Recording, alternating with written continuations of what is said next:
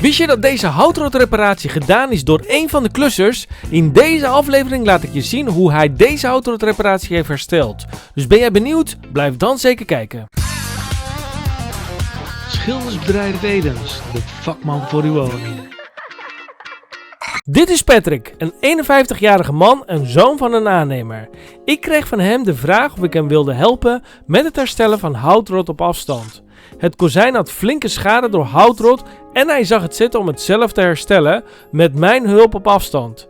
Ik wilde hem daar graag bij helpen, maar hij moest wel zelf de werkzaamheden uitvoeren en elke keer als hij een bepaalde handeling had gedaan, maakte hij daar foto's van. Het raam bevond zich op een moeilijke bereikbare plek. In eerste instantie probeerde Patrick alle aangetaste delen weg te vrezen om de omvang van de schade beter in kaart te brengen. De voorzetramen bleven zitten, omdat het verwijderen ervan een enorme klus zou zijn. Nadat de gaten zichtbaar werden, zaagde hij met een fijnzaag de randen recht.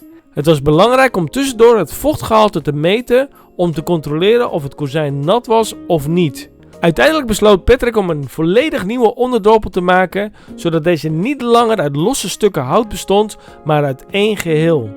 Hij probeerde de rest van het kozijn zoveel mogelijk uit te zagen en uit te hakken, zodat het voldoende diepte had om het nieuwe stuk kozijn erin te krijgen. Tijdens het werk bedekte hij de reparatie met folie, zodat de ondergrond nog kon drogen. Dit gaf hem ook de ruimte om na te denken over hoe hij de schade zou herstellen. Hij maakte schetsen om een idee te krijgen van de beste oplossing.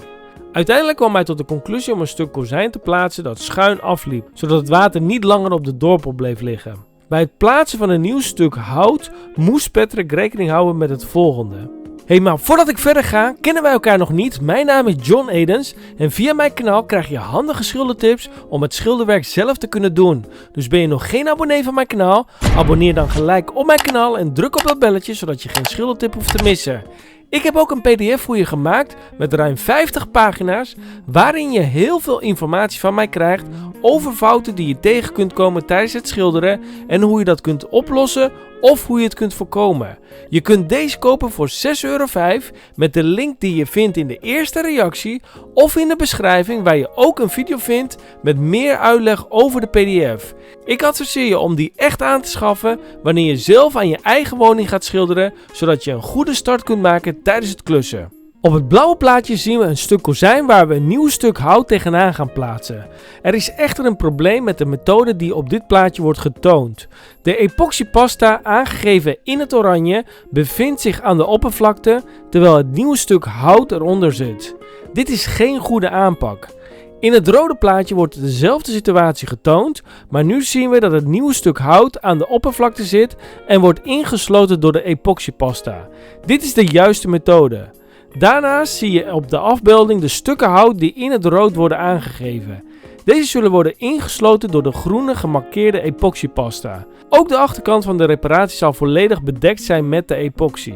Het is belangrijk om ongeveer 1 cm ruimte aan te houden tussen het oude kozijn en een nieuw stuk hout waarbij de epoxy zich bevindt. Plaats de materialen niet direct tegen elkaar, want dit kan leiden tot snelle beschadiging en nieuwe problemen. Het voorbeeld laat bijvoorbeeld zien dat er stukken tegen elkaar zijn gemaakt zonder ruimte. Patrick heeft een nieuw stuk hout met epoxy in het beschadigde gedeelte geplaatst, samen met de 2 staanders die ook met epoxy zijn bevestigd.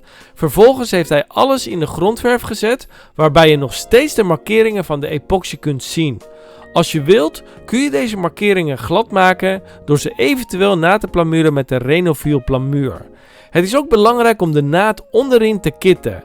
Ik zou bijvoorbeeld de beglazingskit Glass & Paint van Soudal aanraden. Patrick heeft ook een neuslat geplaatst om deze naad netjes af te werken.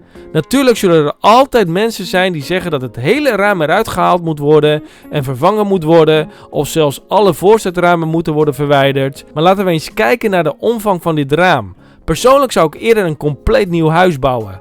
Ik moet zeggen dat Patrick fantastisch werk heeft geleverd als klusser. Ik hoop dat jij er ook wat van hebt kunnen leren.